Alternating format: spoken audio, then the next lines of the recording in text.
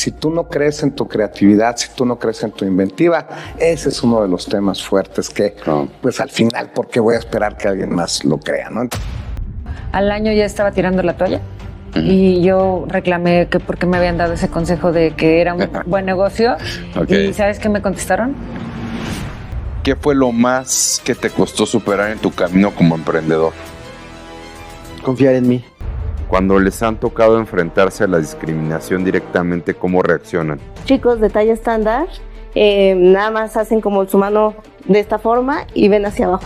Que las personas de talla baja existimos no solo para hacer reír a la sociedad, simplemente no tenemos un registro ante el INEGI de cuántas personas de talla baja habemos.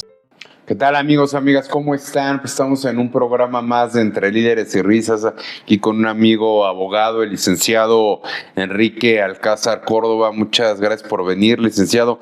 Eres abogado con especialidad en alta dirección en el IPADE, Business Law en la Universidad Iberoamericana, propiedad intelectual en el ITAM, Nova Southwestern University, que es Franchise Management, administración de franquicias. Administración de franquicias. Es correcto, ¿no? es correcto. Para los que no entienden. Pero como fue en Estados Unidos, hay que exactamente, hay que ponerle así, ¿no? Oye, y ecosistemas emprendedores en la Universidad de Salamanca. Que esa fue en línea. Oye, ¿por qué estudiar todo esto? A ver, cuéntanos. Pues mira, o sea, lo primero que nada, pues un gusto y un placer estar aquí en este espacio, que además el nombre me parece súper interesante. Entre liderazgo y risas siempre es algo que se debe de combinar. Y yo, y volviendo a la pregunta, creo que si no te divierte, no deberías de hacerlo. Y yo lo que hago me apasiona, me divierte. Yo soy abogado de vocación, formación y corazón. Sin embargo, mi especialización fue el tema de la propiedad intelectual. La propiedad intelectual, marcas, patentes, derechos de autor, nos lleva a vincularnos con temas de marketing, de innovación, de la parte creativa, de la parte inventiva del ser humano, y en eso me empiezo a especializar y me encanta. Y empiezo a avanzar en mi carrera profesional en la parte de propiedad intelectual, y empiezo a vincularme también con el tema de las franquicias. Y el tema de las franquicias pues ya me lleva a tener una visión no solamente jurídica, no solamente de protección de propiedad intelectual, sino estratégica en el enfoque a los negocios. Y ahorita pues apenas llevamos ya 30 años en este tema de Alcázar y compañía, que nos dedicamos a la estructuración de franquicias sin dejar de lado el tema de la parte jurídica y la parte de propiedad intelectual. ¿Se estructuras franquicias? O sea, por si vamos a poner, yo más o menos yo le sé al tema, por decir, pongo un negocio, vamos a poner 2 cafeterías, por decir algo, papelería, etcétera. Ajá. Y tú haces el modelo, digamos, de todo eso para poderlas desarrollar y venderlas. Exacto. ¿No? Primero yo diagnostico tu negocio. Veo que efectivamente sea un negocio diferenciado, que tengas claras tus ventajas competitivas, que tengas clara tu propuesta de valor. Porque si yo te pregunto, oye, Gonzalo, ¿y qué hace que tus clientes vayan contigo? Y no sabes. Y me dices, pues mi calidad y mi servicio. Bueno, pero ¿qué tiene tu calidad o tu servicio que hace que tus clientes vayan contigo, no? Y pueden ser muchos factores. Y eso hay que tenerlo muy claro. ¿Cuál es tu diferenciador y ventaja competitiva? Que sea un negocio probado. Porque no falta el que llega con una gran idea y dice, quiero hacer franquicias y venderlas. Primero hay que probarlo y validar que lo que me estás diciendo sea real, ¿no? Buscamos que sean negocios también replicables y transmisibles. Hay negocios muy exitosos, pero que no vas a poder replicar, ¿no? Porque por la ubicación son exitosos, por alguna circunstancia. Que sean negocios atractivos, obviamente de cara al cliente final, porque es el que le da el sustento, pero atractivos a posibles inversionistas. Que alguien ya te haya dicho, oye, tu negocio está padrísimo, quiero poner uno, oye, es una franquicia, ayúdame a poner uno, vamos a asociarnos, etcétera. Y por supuesto no podemos dejar de lado el tema de que sea rentable, porque si no es lo suficientemente rentable no lo podemos franquiciar, ¿no? Entonces yo hago este primer diagnóstico, que ese diagnóstico además ahorita andamos de promoción, ese diagnóstico empresarial no lo cobramos a la empresa. ¿Por qué? Porque lo que queremos es ubicarnos y saber dónde estás parado, cuál es tu momento, etcétera. Y si sí cumples con estos requisitos, entonces lo que hacemos es desde una planeación estratégica, modelos financieros, planes de expansión, planes de crecimiento, perfiles de ubicación, o sea, es un desarrollo 360 grados. Contratos, manuales, programas de asistencia, capacitación, herramientas comerciales, cómo vas a salir al mercado, ¿no? O sea, es una metodología que llevamos 30 años desarrollando y yo siempre digo que es una metodología evolutiva porque siempre seguimos adoptando tecnología, nuevas prácticas, siempre estamos buscando mejorar en pro de nuestros clientes y del sector, evidentemente, porque las franquicias además tienen altísimo impacto social. Abogado, y a ver, cuéntame un poquito, ¿hay gente que le dices, no, o sea, lo tuyo es una ocurrencia, o como tú acabas de decir algo muy cierto, ahorita te voy a contar brevemente una experiencia que tuve con franquicias y el tiempo al final del día me dio la razón. Hay gente o grupos que tú dices, no, pues sabes que eso no te va a servir para nada. Totalmente, mira, nosotros nos fijamos mucho en el concepto, en que cumpla estos requisitos, pero también en el perfil del empresario, ¿no? Si no tiene las ganas, la vocación, el compromiso de hacer crecer su negocio, son factores que nos hacen limitarnos o evaluarlo muy bien antes de entrar. ¿Por qué? Porque nos gusta trabajar con negocios que tienen realmente el potencial, las ganas y la actitud de dar ese paso. Y hay negocios que no son lo suficientemente rentables. Nos pasó, por ejemplo, cuando empieza todo este tema de reservaciones en línea, etcétera, que muchas agencias de viajes tronaron, ¿no? Y algunas se nos acercaban y decían, es que pues ahora quiero vender franquicias. Oye, si tu negocio está en riesgo de perecer, ¿cómo pretendes que vamos a hacer franquicias? Sí, ¿no va por ahí? No, definitivamente no. Si no cumplen estos requisitos, somos sumamente cuidadosos para que realmente avancemos. Ha habido negocios donde hemos tenido que parar el proyecto porque las marcas no son propiedad del franquiciante y tenemos que replantear y rediseñar marcas en algunos casos, ¿eh? O sea, sí cuidamos todos los aspectos para que realmente el modelo que salga sea un modelo ganador, por mucho. Hoy por hoy ya hay agencias de viajes que ya están funcionando como franquicia y lo están haciendo muy bien porque están montados ya en la tecnología, están más enfocados en facilitar en las experiencias, etcétera. Para que no se vayan con la idea. No, fíjate que tú dijiste algo muy importante porque yo hace años tuve una experiencia con unas franquicias muy conocidas en ese tiempo porque yo me acuerdo de unas franquicias de tacos, ¿no? Por ahí que unos que están ahí en Revolución o estaban, ya no sé si... Ya sé de qué estamos hablando. El apellido de los dueños empieza con C, pero no va a decir más. Y precisamente fíjate que fue como un boom de franquicias. Estoy hablando, yo iba en la universidad, tengo 46 años, eso fue hace más de 20 años. Y por eso yo me acuerdo que de repente empezaron a franquiciar, pero casi, oye, ¿quieres una taquería en el jardín de tu casa? ¿Me das tanto de feed? ¿Me das la franquicia? Te la ponemos. Y yo me acuerdo muy bien porque me acuerdo que fui a su cena de fin de año.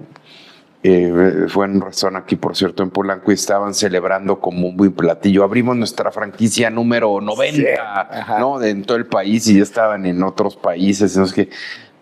Pero a mí que me tocó llegar a operar una franquicia de ellas que la pusieron en un lugar que para el costo que era, digamos, ese producto era caro, pero empezaron a abrir así, no sé, en un año abrieron 15 franquicias, pum.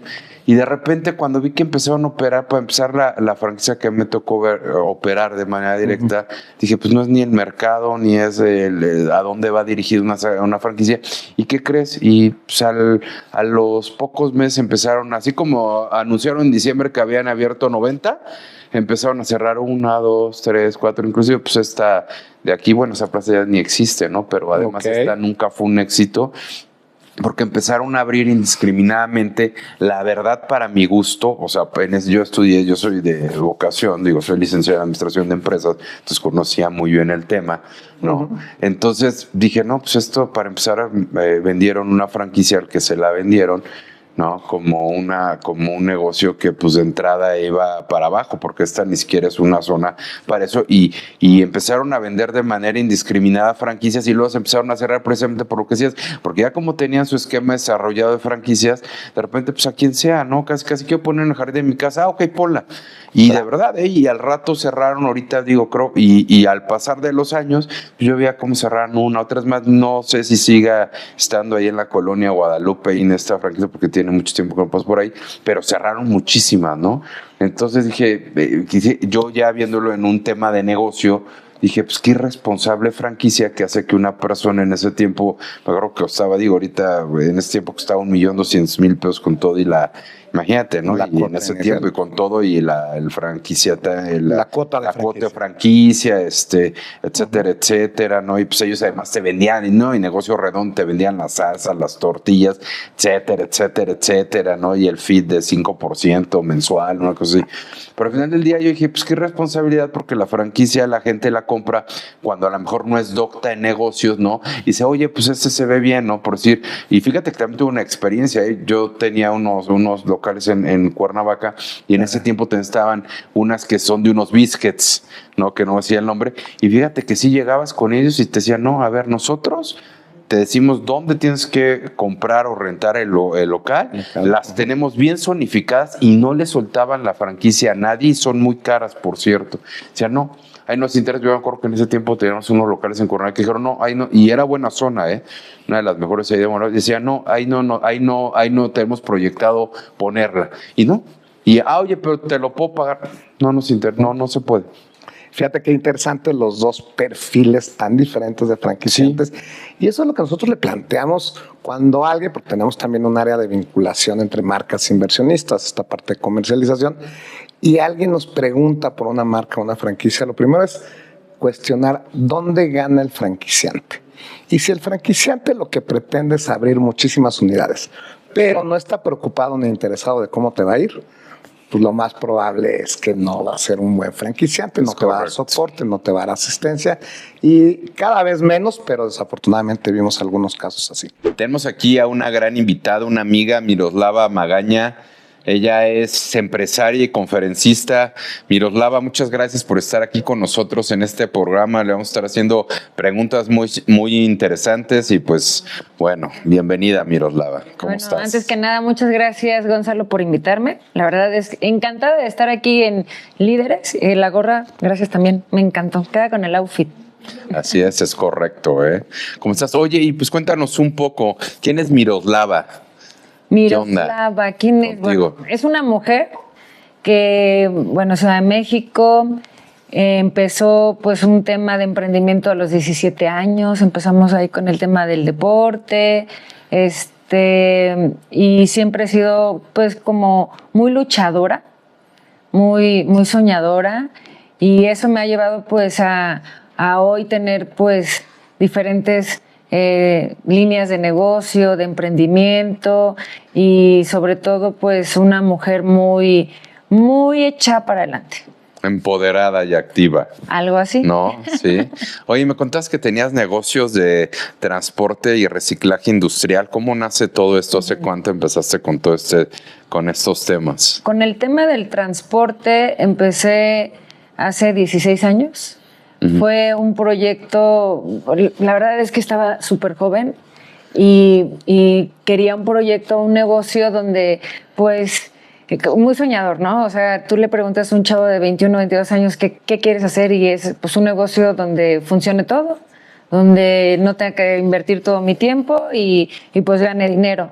Esas eran las preguntas que pues yo necesitaba hacer para poder hacer un negocio así y por ahí hubo una persona que me dijo, bueno, pues compra un tráiler y no vas a hacer nada y vas a ganar dinero y no lo tienes que cuidar porque el camión va a andar por todos lados. Y fue una respuesta a la pregunta, pues a lo mejor soñadora que yo hacía y pues de ahí me agarré. Empezaba a investigar qué era un tráiler, dónde podía conseguirlo y pues empezó una travesía no tan fácil, la verdad fueron muchos meses para poder llegar a ese punto. Obviamente pues tampoco tenía la capacidad económica para pagarlo.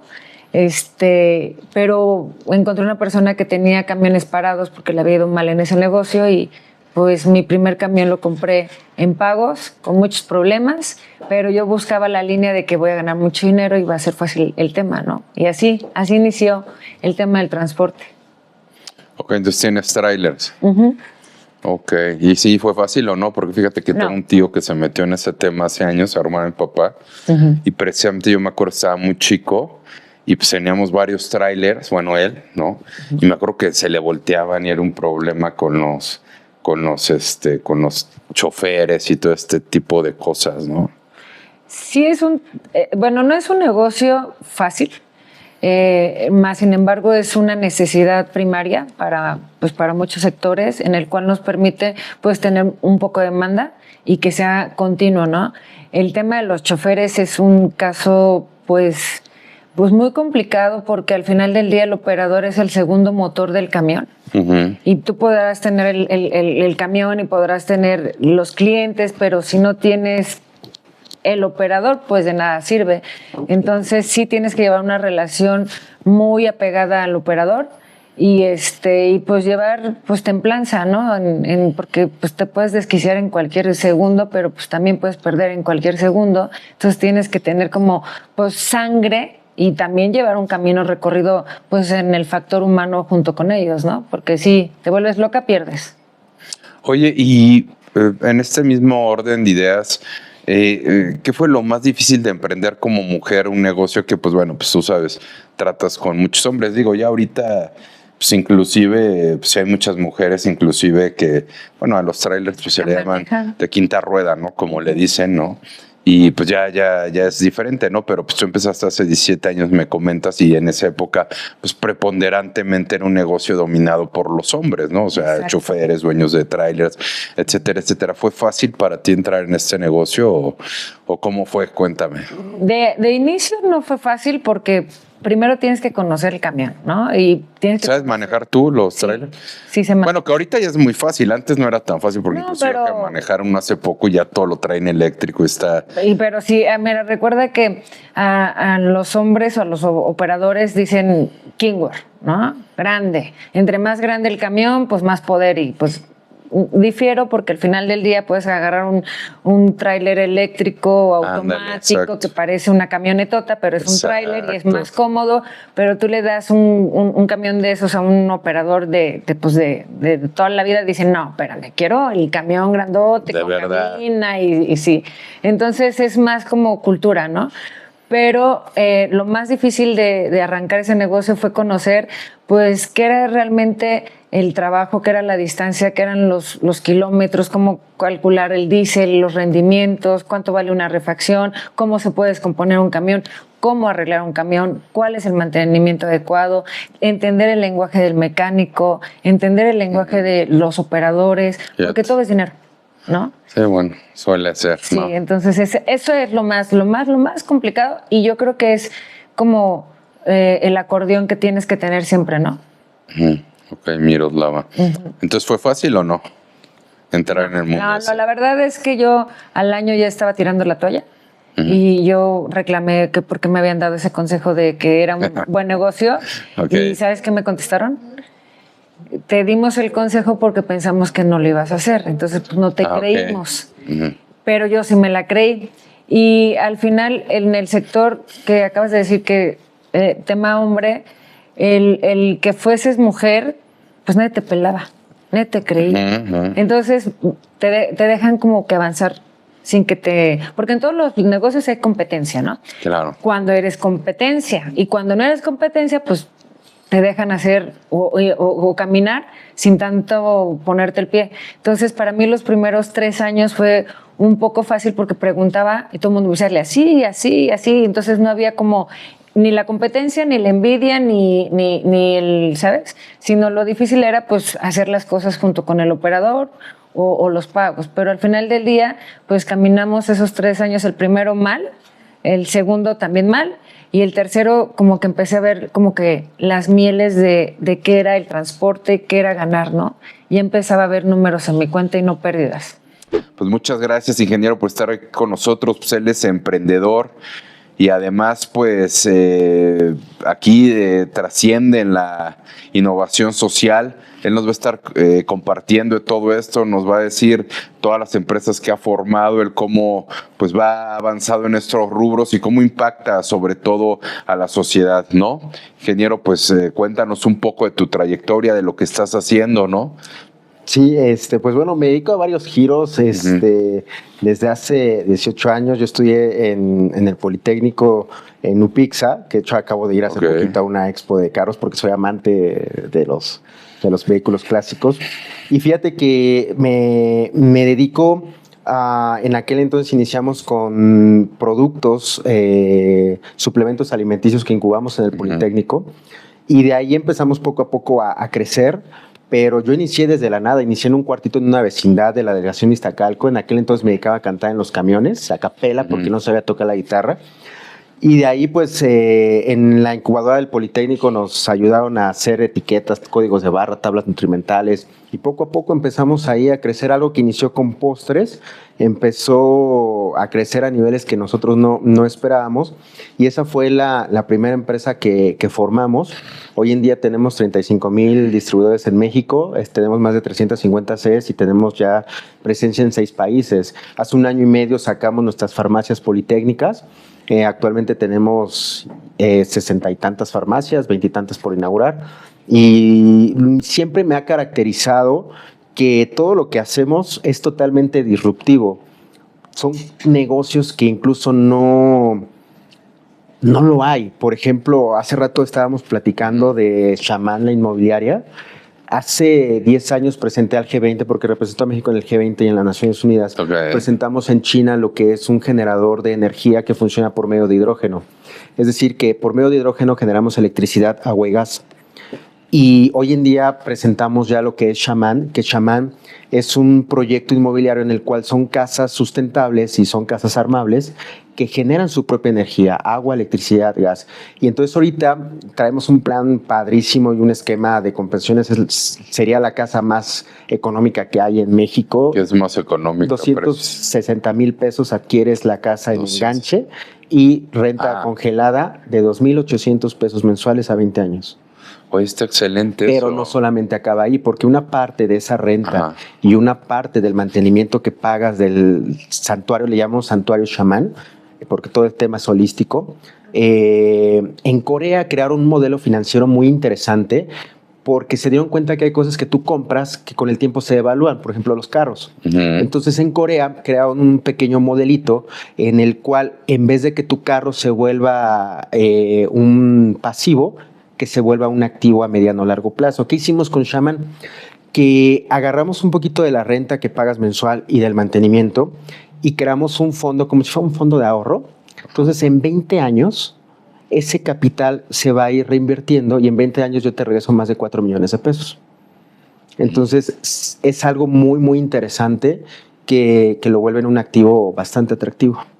Oye, pero a ver, una pregunta, o sea, tú estás diciendo ahorita que es como una comunidad, o sea, digamos, como es un holístico, ¿no? Es un tema de un fraccionamiento, o la gente que tenga algún terreno puede contratarlos de manera independiente, o ya es en un proyecto formado es en un proyecto formado, le llamamos Santuario Shaman, a un desarrollo de 10,000 metros cuadrados. Están solamente en pueblos mágicos. Ahorita estamos viendo desarrollos en Tepoztlán, Tequisquiapan, Tlacotalpan y Peña de Bernal. Y hay otros que están también armándose ahí. Pero algo interesante aquí es de que hay muchas cosas interesantes en este proyecto. Uno, cada 5 años, si tú estás hasta la madre, ¿se pueden decir groserías? Claro. Buenísimo. Las que quieras. Y aquí toda la producción son bien pero si tú estás hasta la madre de vivir en Tequisquiapan, en 5 años tú puedes mudar tu casa a cualquiera de nuestros desarrollos Shaman. ¿Cómo? O sea, ejemplo. Haces la solicitud con nosotros y nosotros, literal, mudamos tu casa. O sea, agarras mi casa, la meto en tráiler y la traslado. Son casas armables, son casas sustentables. O sea, pero ya teniendo la casa, por decir, o sea, sustentable. Yo pensé que la mía la de ahorita. No, y de momento, como este es un proyecto que no existe incluso en el mundo algo parecido, lo que queremos hacer en los próximos años es generar un branding de nuestra propia marca y estamos haciendo la primera fábrica aquí en América Latina de casas sustentables de este tipo. O sea, ya como para que yo en mi terreno sí lo haga. Es correcto. ¿Y cuánto saldría por decir una casa de esas? Porque digo, está muy interesante. Sin tener el terreno. O sea, teniendo el terreno, pues. Ok. O sea, sin tener el suyo. Todavía no tenemos los costos, pero es muy económico. Muy, muy económico. O sea, es muy económico. 100 pesos. No, yo creo que... 50. Menos. 100. Te pagan. 300. No, yo le calculo... rango. Mira, si actualmente nosotros tenemos proyectado que a 3 a 5 años ya tengamos libre venta para todo el público y lo pueda tener en sus casas, pero yo le calcularé entre unos 500, 600 mil pesos más o menos. ¿Y de qué superficie estamos hablando? Tenemos casas desde 60 metros cuadrados hasta de 180 metros O sea, cuadrados. esta de 500, 600 mil pesos, ¿de cuántos metros sería más o menos? 180 metros cuadrados. ¿Llave en mano? Llave en mano. Oh, Así es. interesante. Y también algo interesante es que tenemos tecnología aplicada, es decir, ya no usan estas casas, no usan llave, todo lo controlas por el celular, entonces también es algo. O sea, como una Alexa. Ándale. Ok. Sí, entonces ese es, por ejemplo, uno de los proyectos que traemos ahí. ¿Qué tal, amigos, amigas? ¿Cómo están? Buenas noches. Pues estamos en un programa más de Entre Líderes y Risas y con unos grandes amigos. Y bueno, tengo aquí un invitado especial, a mi hijo Gonzalo, que me va a ayudar a conducir el programa. Pues muchas gracias aquí por acompañarnos, Ángel Vázquez y Steffi. Muchas gracias.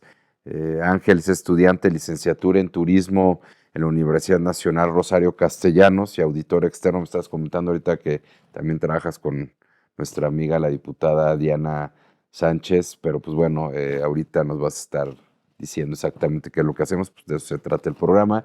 Y aquí Steffi también, nos vamos a estar aquí en este programa, no se lo pierdan, vamos a estarles haciendo preguntas.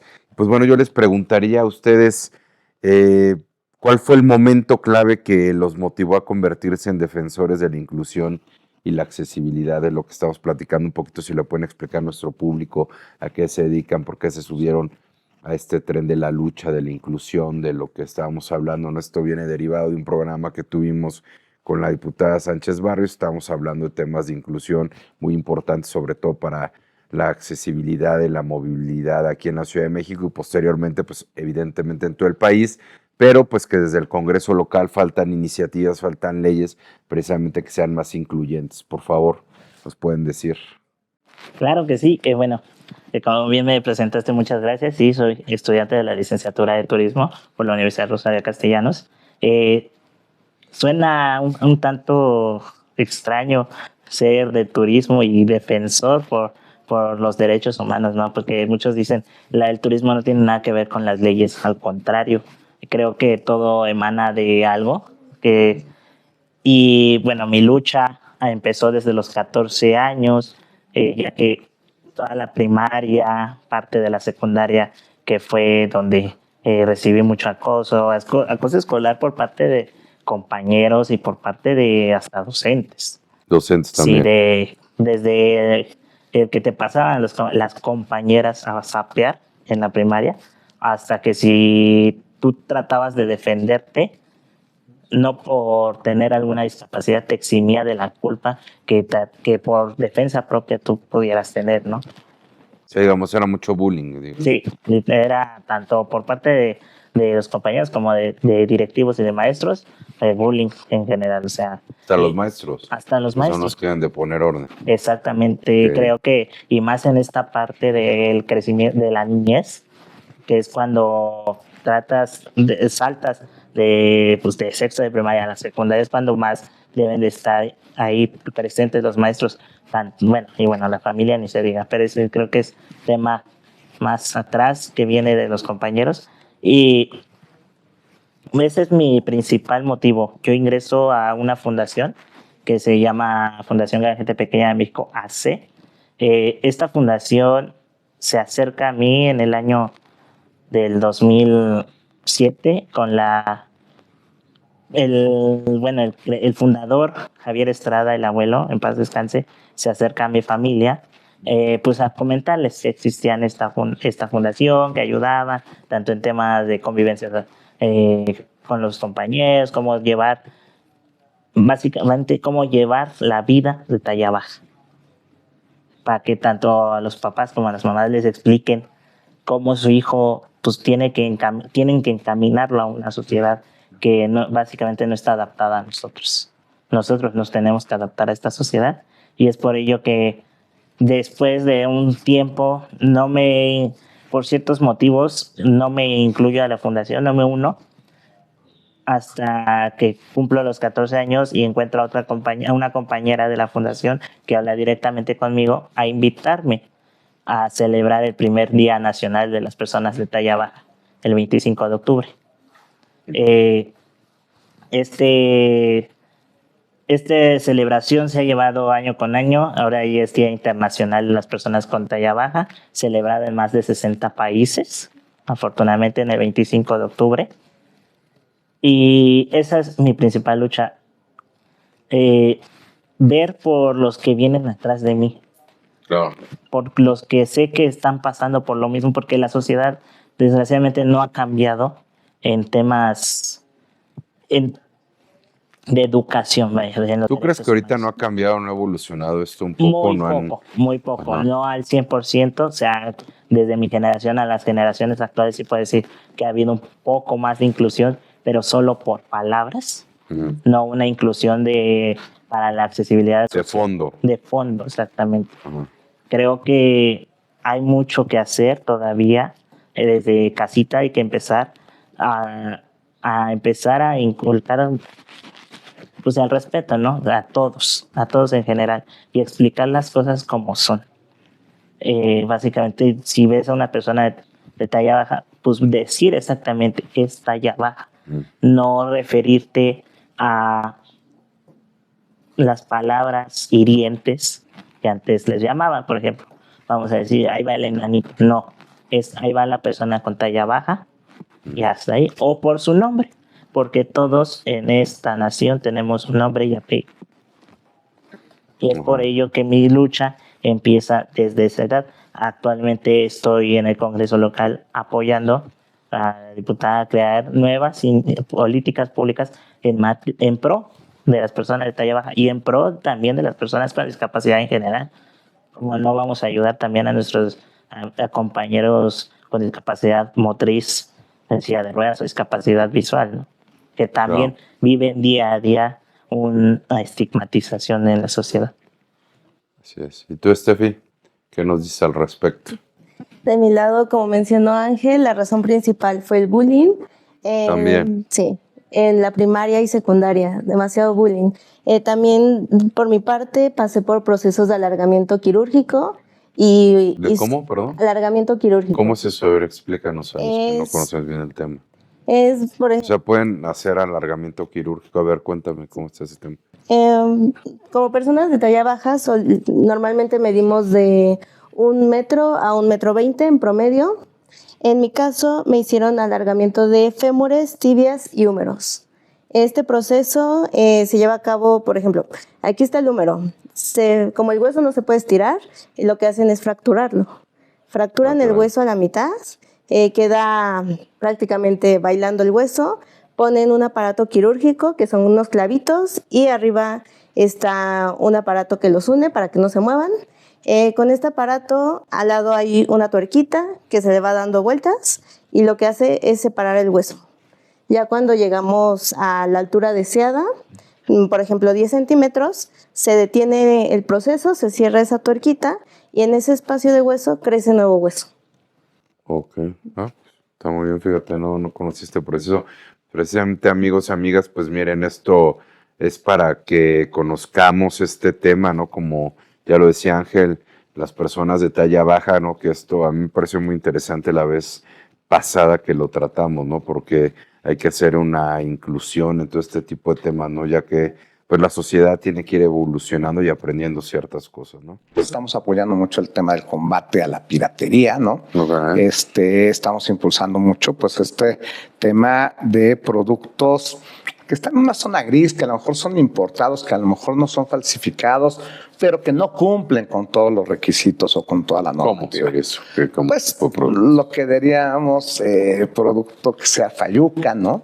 Que dices, hijo, a lo mejor no es una falsificación, pero no cumplió con todos los requisitos de importación, no está pagando los impuestos, etcétera, no es formal, y entonces está entrando de manera ilegal y está compitiendo de manera desleal. Ya no hablemos del tráfico de productos robados. El director Santiago Nieto, que la verdad está haciendo un gran papel en este tema, pues, de combatir la piratería y los mercados grises, ¿no? Oye, muy bien. Oye, y en este mismo orden de ideas, ¿qué avances has visto en el trabajo antipiratería precisamente del Instituto Mexicano de la Propiedad Industrial? ¿Qué avances has visto que no se ha visto antes en estos temas? Mira, como todo, ¿no? Tiene sus curvas. En alguna época formábamos parte, como con Canaco, de un comité antipiratería, donde se hacía un estudio anual, donde se estaba validando pues temas muy delicados, ¿no? Estábamos viendo la piratería. Pues dices en ropa, que descarguen música, es delicado y estás afectando los derechos de alguien. Pero cuando hablas de piratería en medicamentos, ¿no? Ya estás poniendo en riesgo la vida y la salud de las personas. Correcto. O en bebidas alcohólicas, ¿no? Que también falsifican todo tipo de bebidas. Pues ya no sabe la gente que se está tomando. Entonces, había un esfuerzo integral entre pues, el Consejo Regulador del Tequila, entre diferentes organismos, junto con el instituto, junto con aduanas, ¿no? Etcétera, para combatir este tema. Este nuevo director del INPI se ha vuelto a focalizar el tema sin proteger los derechos de propiedad intelectual. Estamos viendo otra vez destrucción de producto incautado, que eso pues de repente sí se incauta, pero de repente ya vuelve al comercio, etcétera. Aquí estamos viendo medidas efectivas y reales, ¿no? Estamos viendo operativos donde llegan a donde hay producto falsificado, producto importado de forma sospechosa, etcétera, donde se están incautando los productos. O sea, sí estamos viendo acciones muy interesantes. Y una política pública que lo ha platicado abiertamente Santiago Nieto, el director del INPI, que es una política que viene desde la presidenta, es el incentivar el desarrollo tecnológico y la transferencia de tecnología. ¿Qué pasa? ¿No? En México hay poca inversión en desarrollo tecnológico. Y cuando hay desarrollo tecnológico, el inventor se queda con el invento y dice, ¿y ahora qué le hago? ¿Cómo lo llevo al mercado? Entonces hay que vincular, porque el tema de transferencia de tecnología va a ser algo de lo que vamos a estar escuchando muchísimo en los próximos días, semanas y meses. Transferencia de tecnología. A ver, cuéntanos un poquito de qué es eso. Pues finalmente la tecnología es conocimiento, es experiencia, pero son productos, pero son procesos, o sea, es todos estos temas bueno, que utilizamos, ¿no? Y tú ves este suero y desde la tapa y todo esto hay una patente ahí involucrada. ¿Y qué pasa? Que en México nos caracterizamos y decimos que somos muy creativos, que nuestra inventiva, pero no tenemos la cultura de proteger, ¿no? Y cuando protegemos no tenemos el hábito de defender nuestros derechos. Y cuando los defendemos, no buscamos una estrategia de explotación comercial. Entonces hay muchos centros de investigación, algunos que participan dentro de instituciones educativas, ¿no? Y ahí tienes a los inventores, pero no los vinculas con la industria. Y entonces la idea es cómo hacer la transferencia de estos inventos, de esta tecnología, de este conocimiento hacia la industria para que tenga una aplicación práctica, se explote comercialmente y la gente quiera dedicarse más a la investigación y desarrollo. Oye, ¿y tú que estás metido en el consejo, has estado metido en el Consejo Mexicano de Cannabis y Cáñamo, cómo ves el potencial de estas industrias para México? Fíjate que este proyecto del consejo que estuve participando y que hoy ese consejo realmente ya está inactivo. ¿Por qué? ¿Qué enojarlo? Inicia donde viene ya una promesa, una política donde se habla de regularizar tanto la producción como el consumo de cannabis, tanto para fines lúdicos, ¿no? Y temas de cáñamo para temas industriales, etcétera. O sea, venía todo un movimiento. Inclusive, pues estando en este tema, yo desde un enfoque más jurídico, no tanto hacia la parte lúdica, etcétera, pero sí como darle estructura a este organismo, pues estuve en un evento en Las Vegas, ¿no? Y de repente dimensionas el tamaño de la industria del cannabis, desde si las lámparas, los abonos, la producción, todo esto, ¿no? Y la cantidad de aplicaciones que puede tener. O sea, aquí lo piensan en la parte lúdica y en el cigarrito. No, es muchísimo, ¿no? Y entonces, pues esto que se crea como el consejo es anticipándonos a una realidad que veíamos venir. Por las razones que hayan sido, este tema se queda en el tintero. No hay una regulación, pero hay un tema de flexibilidad, pero no hay claridad. Entonces, no hay manera de generar un negocio formal, una industria que te genere certeza, donde traigas inversión, cuando no hay una certeza jurídica. Entonces, la verdad es que el consejo quedó en en el stand-by. Exactamente, en stand-by. Ya veremos más adelante qué ocurre con el tema, pero no deja de ser importante. Eso, claro. Y es una gran industria, ¿eh? Además que está creciendo, ¿no? Hay mucha gente sí desconoce, ¿no? Sí, fíjate porque pues, hay tiendas, yo sí he visto que hay como ya franquicias, ¿no? Inclusive tiendas de y muchas se desarrollan, pero al final al no poder vender ya pues la sustancia lúdica, ¿no? El THC. ¿no? Sí, porque tienes dos grandes cannabinoides, los más importantes, ¿no? Que es el CBD, que es el que tiene estos impactos más medicinales, y el THC, que es pues, el que te genera más cambios en el estado de ánimo, más divertido. Sí, nos daría unas risas, ¿no? Sí, sí, es que, ¿no? Pero no lo pueden vender en las tiendas estas, entonces venden pipas, venden otro tipo de cosas. Esa regulación como que yo todavía no le acabo de entender y mira que soy medio... Entonces yo no puedo producir, pero tú sí puedes consumir. O sea, sí puedes vender, pero ¿cómo? ¿A quién se lo compro? Se quedó trunco. El tema, la verdad es que la intención era buena. ¿no? El tema. Mucho. Entonces sí se quedó ahí un poco... Sí. Ahí vamos, yo creo como un 50%, ¿no? Es como lo que decíamos y lo que está pasando con la piratería y con muchas otras cosas, es un tema de políticas públicas. Y hoy por hoy, pues te digo, en la Confederación, cuando hace 10 años, el tema de propiedad intelectual o el tema de franquicias, medio se mencionaba, ¿no? Hoy me siento muy orgulloso porque ya en todas las cámaras de comercio del país, por lo menos saben qué son las franquicias, por lo menos saben temas de marcas, y pues ahí seguimos picando piedra y trabajando y sumando en esta parte de las buenas prácticas, ¿no? ¿Qué fue lo que más te dejó de participar en esto, de experiencia alguna? Pues que a veces pensamos que nuestra vida es difícil y realmente pues cada mujer es una historia diferente y de adversidad diferente y que pues te nutre, ¿no? Y te impulsa. Entonces, sobre todo es alimento más como emocional. Okay. Muy bien. Oye, y traes un proyecto sobre descontaminación de fuentes de agua. ¿Cómo surgió y qué impacto busca?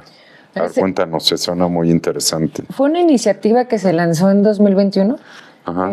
Y todo empezó con el tema de la chatarra, o sea, imagínate. Al ingeniero y que hace esas tecnologías me buscó pues porque tenía como pues chatarra de otro tema que él hace. Entonces me dijo, oye, Miros, fíjate que tú que tienes ahí un poco más de acercamiento con los gobiernos y podrías impulsar una tecnología. Esta tecnología que tenemos, que no hemos tenido suerte, imagínate, es el químico es mexicano y el que crea la tecnología es mexicano, pero pues obviamente pues México no apoya mucho este tema y ni la ciencia. Entonces, pues les dije, vamos a lanzarla, voy a tocar puertas, voy a impulsarla, voy a buscar un poco más de cuadro pues para que la tecnología salga a flote. Te platico, es un proceso de electrofoculación donde... ¿Cómo? Electrofoculación. Caray, suena muy complicado. Es un proceso químico en el cual el agua potable, que es el agua que sale de la llave, porque todo el mundo piensa que el agua potable pues es la que se toma. No, ese es potable, hay que purificar el agua.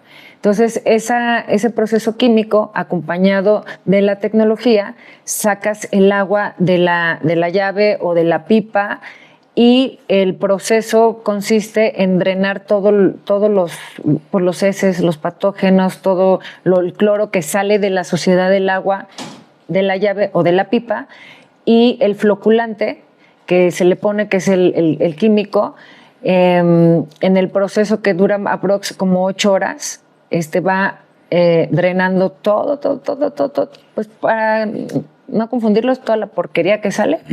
Y en un término de 8 horas, haz de cuenta que las tolvas que nosotros utilizamos para esa tecnología son como tipo embudo. Drenas el agua que se está limpiando y se pasa a una segunda tolva donde ya en un término de 4 horas el agua sale purificada, pero el proceso químico, que es el floculante, y la tecnología, podemos llegar a una alcalinidad de 8 o hasta 9, que pues un agua alcalina, imagínate, pues ya no es purificada, ya es alcalina.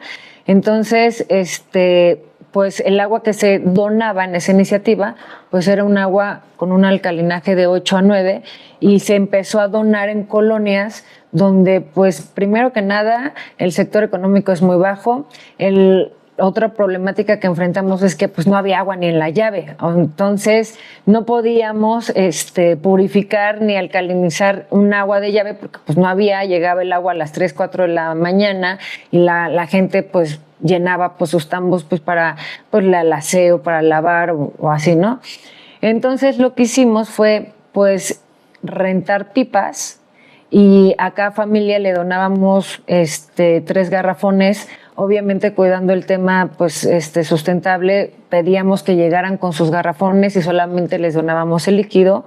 Cuando empezamos a lanzar la iniciativa, obviamente nos llegó la UNAM, nos llegó Conagua, pues se llevó pues tenía yo al ingeniero y al químico, porque obviamente uno como empresaria o como una persona que quiere hacer un bien, pues no te sabes todo. Pues yo no soy ni la química, ni la bióloga, ni el que hizo la tecnología.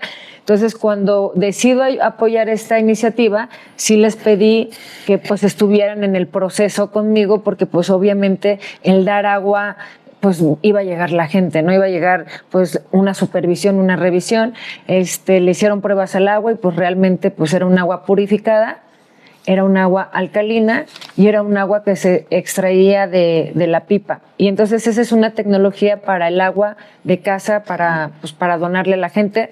Pero hay otra tecnología que era un reactor, o es un reactor, que se pone, sobre todo en el sector de agricultores.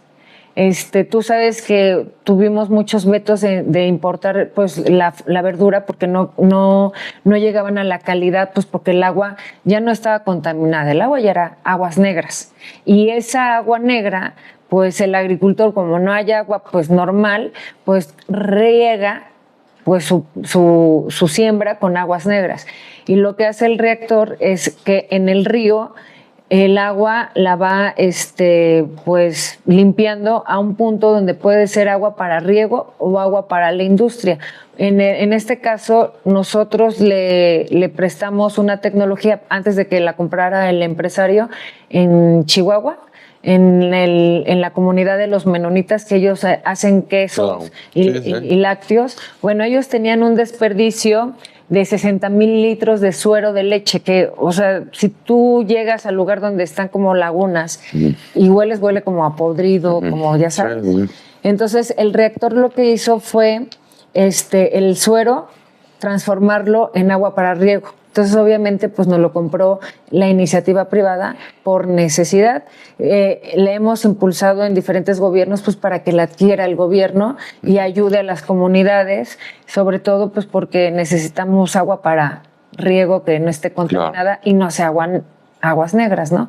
Entonces, la tecnología y la iniciativa es tanto para el consumo humano como para el agua de los ríos, para descontaminar el agua de los ríos.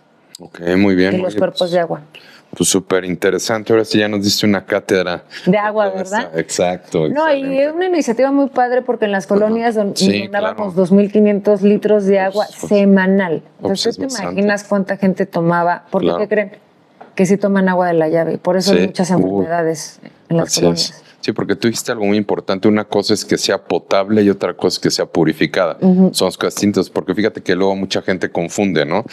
Piensan que potable es purificada y no. Yo también creía eso. Yo también hasta que me enseñaron el biólogo, el químico y el ingeniero. Okay. Entonces, pues yo me llevé un impacto tremendo de aprendizaje porque no dimensionaba pues todo el tema de la crisis hídrica. Fíjate, metimos la iniciativa a la ONU y pues fuimos a presentarla a Dubái, a un congreso que hubo la ONU, y llegaron muchas fundaciones interesadas por la tecnología y todo este tema. Y ahí en las conferencias pues vi que la problemática no solamente es de México, es a nivel mundial. Y tenemos una crisis hídrica impresionante y sobre todo preocupante.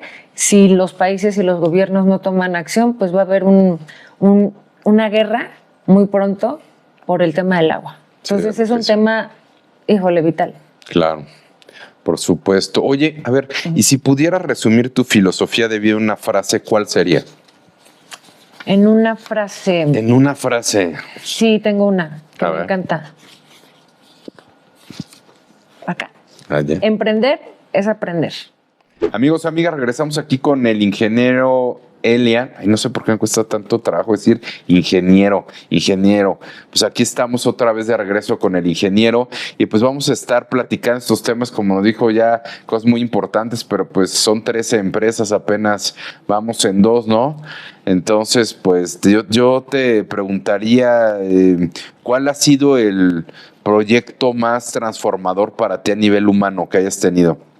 La primera empresa, sin lugar a dudas. ¿Cuál ha sido la de los productos politécnicos, los suplementos? O sea, lo que está inmerso aquí en las farmacias, ¿no? Sí, porque fíjate que pues yo inicié desde cero, pero inicio desde cero porque en aquel entonces caí en una crisis muy complicada, temas de drogadicción, temas de alcoholismo muy fuerte. Tuve 3 intentos de suicidio. Entonces, ¿cuántos años tienes? 38.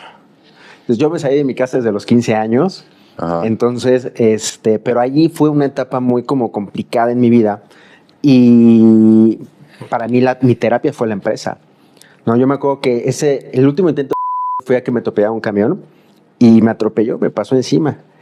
¿Pero cómo te aventaste? Enfrente del autódromo. Yo vivía enfrente del autódromo, me aventé, son los camiones que pasan a la central de abastos. Ajá. Y me pasó encima y para bien o mal yo me levanto sin ni un rasguño, nada. Y me voy llorando a mi cuartito diciendo, no, pues ni Dios me queda allá arriba, ¿no? Entonces fue una situación que me empiezo a sincerar con mi ser superior en ese momento. Y ahí nace, al día siguiente estaba vagando por el autódromo y vi un señor que vendía gelatinas en un cristalito. Ajá. Y le dije, oiga, ¿cómo se hace una gelatina? No sé, algo en mí le dijo, me nació decirle, me dijo, trae yo 200 pesos, me puse a hacer gelatinas y el lunes me fui a venderlas. Pero pasé ahí un proceso que hoy en día tengo esta frase que dice, lo que piensas, dices y sientes es directamente proporcional a la vida que llevas. Porque en aquel entonces cuando iba a vender a las tiendas, yo llegaba con una pésima actitud, porque yo estaba peleado con Dios, con la vida, con mi familia, con todo el mundo. Y eso lo transmitía a la hora de vender y no me compraban. Entonces, porque llegas a la tienda, órale, cómpreme. No, ni eso. Llegaba todo cansado así cómpreme. De... Hola, buenas tardes. No quiere comprarme una gelatina y pues, le gana algo, ¿no? O sea, sí llegaba mal. Sí, entonces un día dije, bueno, ¿y si finjo que estoy feliz? Ajá. Y de repente fue llegar de, hola, ¿qué tal? ¿Cómo estás? Muy buenas tardes. Mira, soy estudiante en Instituto Politécnico Nacional y te hago a la venta una gelatina, pero es la gelatina más rica que vayas a probar en tu vida, si no te regreso tu dinero. Es más, ¿cuándo has probado una gelatina natural de pera? Quizás se las daba, ¿no? Entonces empiezo, empiezo a vender mucho, pero más allá de eso empiezo a notar que de tanto fingir se me queda. Y posteriormente ese pequeño chip de estar feliz siempre, empiezo a notar que gente nueva y experiencias nuevas empiezan a llegar a mi vida. Y entre esas experiencias, escuelas herméticas de todo tipo, y empiezo a viajar, empiezan a llegar conmigo maestros, me empiezan a enseñar, y empiezo a viajar por el mundo a chamanes, rituales, de ni lo que te imaginas, y empiezo a tener como que un camino espiritual. Y este camino espiritual, todo lo que yo aprendía, veía que mi mundo se expandía incluso la parte de mis negocios. Entonces, hoy en día predico mucho a todos los emprendedores de, ¿quieres crecer? Trabaja tu ser. ¿Estas conferencias o algo así también? ¿O no. No. Es que sigo en esa vía, en ese camino de aprendizaje. Hace el año antepasado estuve en Katmandú, la India. Fui a representar a México en el G20 allá. Y estuve varios meses con los monjes, entonces ahí fue a aprender acerca del budismo, pero a un nivel muy fuerte. Vivir con ellos es otra experiencia. No, me imagino. Y llegar acá, pues obviamente me cambió eso, el panorama, y sigo en esos procesos de transformación. Entonces todo lo que sé, mi gente de mi entorno igual lo ve, lo aplica, les digo, pues mira, es por aquí, ve a tal lugar, pero como tal que yo dé como conferencias, no tanto. Ok, bueno, es como pasaste entonces de estudiar ingeniería y mercadotecnia a fundar estas 13 empresas de las que me empezaste a hablar.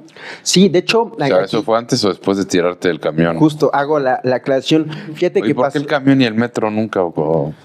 No, es que me quedaba ahí a la esquina.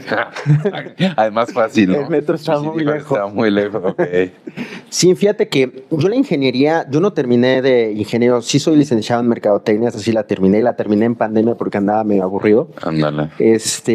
Pero ahí la ingeniería industrial en el Poli, tuve una disyuntiva bastante fuerte, porque en el 5º semestre, imagínate yo con mis gelatinas vendiendo, ganaba 30,000 pesos en un día.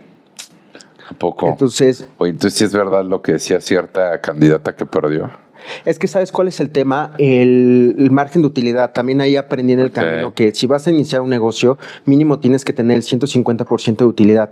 Pero también hay otros valores agregados que tienes que ponerle. Entonces, uno de mis principales booms en ese entonces fue sacar la gelatinas homeopáticas, gelatinas para reducción de peso, gelatinas que tuvieran ¿Sí otro sirven? tipo de... O más bien era como si era...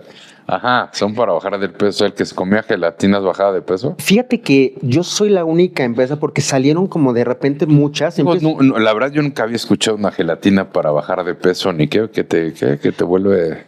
No, y de ahí, por ejemplo, para la presión arterial, todo eso. ¿En serio? Empiezo ¿Sí? yo a hacer el boom. No, pues sí. Y varias empresas más empiezan a salir, pero de todas ellas, yo siempre noté que nunca presentaban sus registros de COFEPRIS, los quitaste, o estudios de ciencias biológicas. Y yo a todos mis distribuidores, incluso a la fecha, les digo, muestren los registros de COFEPRIS, muestren los estudios de la Escuela Nacional de Ciencias Biológicas que le hacemos a los productos, porque eso le va a dar confianza al cliente de que está consumiendo un producto. Claro, ¿no? Y aparte eso ya lo puedes elevar el producto a un estándar, ¿no? Entonces, Nacional e en aquel internacional. entonces, una gelatina me costaba hacerla 90 centavos. Y 90 centavos. se vendía en 15 pesos. Ah, sí. Pues. Entonces, y es por eso que les digo a los emprendedores que deben de tener un amplio margen de utilidad, porque como emprendedor cuando inicias, la vas a cagar y eso cuesta errores. Y decían por ahí también empresarios, pues hay que pagarle a la mafia, hay que pagarle a las tranzas que luego hacen ahí las autoridades. O sea, tienes que repartir para muchos y ya después te queda lo tuyo, ¿no? Entonces, en aquel entonces tuve esa disyuntiva en la cual empezaba a ganar bastante dinero y decía, es que si yo me recibo aquí como ingeniero, o sea, si me va súper bien y me coloco en un muy buen trabajo. No, pues ni de broma, No. con lo que ganas un día vas a ganar Sí, un mes. entonces dejo la escuela, dejo la ingeniería, no la terminé y de ahí me enfoco 100% a emprender. Hola, volvimos y seguimos. El programa. Ok. Listo. Bueno, regresamos aquí. Muchas gracias, Gonzalo. Pues regresamos aquí con nuestros amigos con este tema súper interesante. Ahorita vamos a tener también las preguntas del público, ¿no? Y unas preguntas no tan serias. Pero, ¿qué significa para ti la frase seguimos de pie? O para ustedes. Dime. Ay, mi frase. Seguimos de pie, seguimos luchando, seguimos por una esperanza de un México, por la esperanza de un México justo. Incluyente en términos social, no solo en palabras, en términos social, laboral, de salud pública, porque también necesitamos ver eso. Y en materia de salud también incluir todas las enfermedades raras, como se le conocen a los diferentes displasias que no son muy nombradas, como la que te mencionaba hace un momento. Que eso es seguir de pie para mí, seguir luchando, seguir alzando la voz por los que o se la han quitado o se las han quitado. Porque no muchas veces suele pasar que por depresión llegan a haber hechos lamentables. Ok. O sea, sí conocen ustedes persona de talla baja que hayan atentado contra su vida. Sí, compañeras cercanas a la fundación, conocemos otros que... Pero fíjate, lo importante ahorita de esto es también, o sea, ahorita vamos a dejar sus datos para que las personas de talla baja o los que no lo sean se puedan contactar tanto como para ayudar, tienen, me imagino ustedes, a una red de apoyo, como están bien diciendo, ¿no? Sí, contamos con la... Hay gente que pues no sabe de este tema, ¿no? Con la Fundación Gran Gente Pequeña de México AC, es una fundación sin fines de lucro, la cual pues, es encargada del apoyo emocional hacia los papis, a los mismos compañeros de talla baja, a invitar a especialistas. De hecho, ahorita en el Congreso local en el Congreso Federal, se está hablando sobre un medicamento para las personas de talla baja que se llama Voxzogo, que este medicamento se aplica antes de término de crecimiento tanto en hombres como mujeres genéticamente. ¿Y sirve? O sea, ya está comprobado por la COFEPRIS ¿Para qué sirve? Ayuda a evitar todas las partes que te había dicho, los trastornos que vienen después de la condroplasia, que es, por ejemplo, el asma, la parte de que se te encorvan las piernas, pues hacerlas un poco más o sea, te ayuda. No te quita el gen de acondroplasia, no, o bueno, de displasia, no te lo quita, pero sí te ayuda a inhibir esa parte, a esos dolores que básicamente, muchas veces yo comentaba, es que estoy creciendo. ¿Y cómo sabes que estás creciendo? Porque me duelen las piernas. Me tomaban de a loco. Me decían, no, ya se enfermó, le dio gripa. Tiene el cuerpo cortado. No.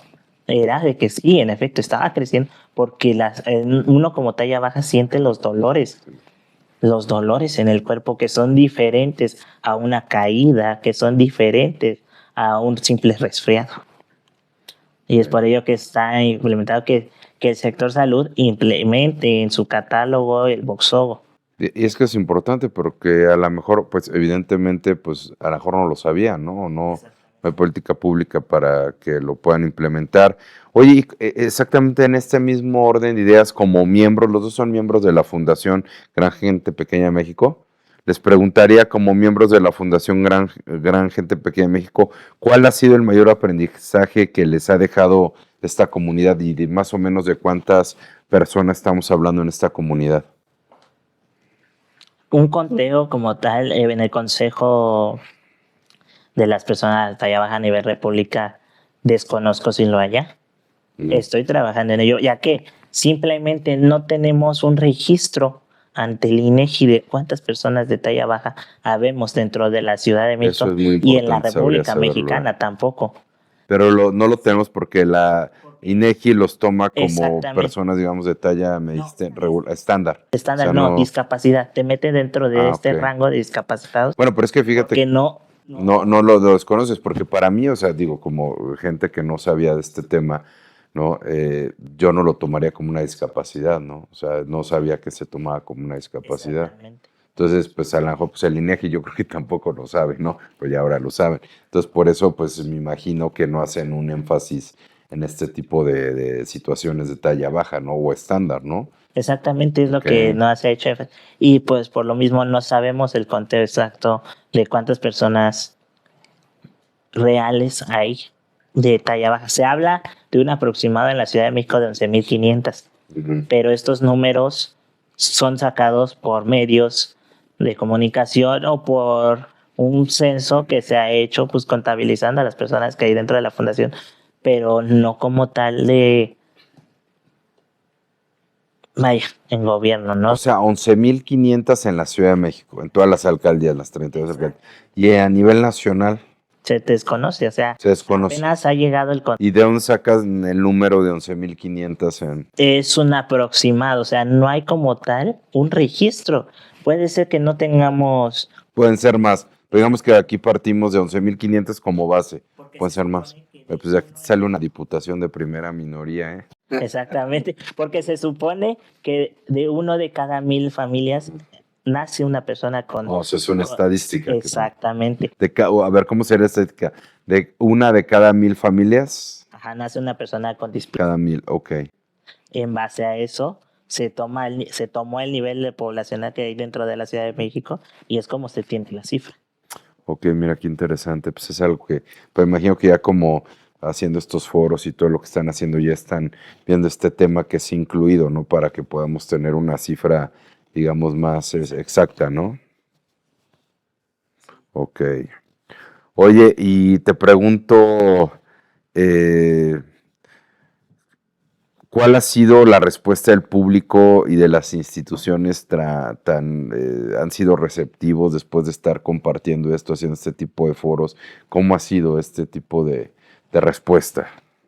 Bueno, por mi parte yo lo he notado que se han acercado más, se han interesado más por el tema talla baja. No por el simple hecho de que digan que está de moda, ¿no? No. Simplemente que le interesa a la sociedad saber, cambiar. Sí. Le interesa saber que la inclusión va más allá, que hay otras, sí es una minoría, pero hay otro sector que también necesita incluirse a la sociedad. Pero es que yo te lo comento en lo personal y conozco a muchas personas, no sabían que esto existía, o más bien nadie pensaba que no existiera una política pública de esto, ¿no? Esto es sumamente importante porque ustedes son ahorita una caja de resonancia en ese sentido, ¿no? Oye, y te preguntaría, si tuvieran que elegir un libro que defina su personalidad, ¿cuál sería? En serio. Yo diría que Hábitos Atómicos. Hábitos atómicos, ¿y de qué trata este? Es sobre la creación de hábitos y cómo llevarlos a cabo, porque normalmente si queremos hacer algo nuevo o tratar de cambiar, por ejemplo, si queremos hacer ejercicio, lo dejamos a la semana o a las 2 semanas. Y este libro nos habla de cómo podemos crearle un hábito y también de la cuestión de disciplina, que a veces el tema de hacer ejercicio es un tema de disciplina, porque muchas veces amanecemos con flojeras, sin ganas, y este libro nos habla de cómo tener ese porcentaje que nos falta para lograrlo convertir en hábito. Ya después de lo que nos habla... 20 días, ¿en qué es no? 20 días. Y si es verdad, sea verdad. Sí, porque el cuerpo y la mente se acostumbran. Si solemos tomar una taza de café que antes no hacíamos, por 20 días el cuerpo ya lo toma de costumbre. Ok. Oye, en tu caso, Ángel, ¿cuál sería el libro? Mi libro, el que más me llegó en materia de discapacidad fue Atados a una estrella de Claudia Celis, la cual cuenta la vida de una familia que tiene una hermanita con síndrome de Down, una chava, la cual pues se quiere casar la hermana, pero tiene miedo a dejar a su hermana con síndrome de Down, porque la hermana no quería despegarse por lo mismo de que había sido muy sobreprotegida la niña, ¿no? Y es a lo que voy. No tenemos por qué estigmatizar a las personas de talla baja o decirles es que está malito y no los dejemos desenvolverse. Al contrario, sabemos las dificultades de la sociedad, sí, pero si vemos a una persona con discapacidad visual, con discapacidad auditiva salir a la calle, ¿por qué talla baja que puede trasladarse no puede vivir bien en la sociedad, ¿no? Y vivir bien en la sociedad me refiero sin miradas juzgadoras, sin señalamientos, sin críticas, ¿no? O sea, creo que todos somos parte de... Y es el libro que más me marcó. Atados a una estrella de Claudia Celis, y otro es Donde habitan los ángeles, de la misma autora.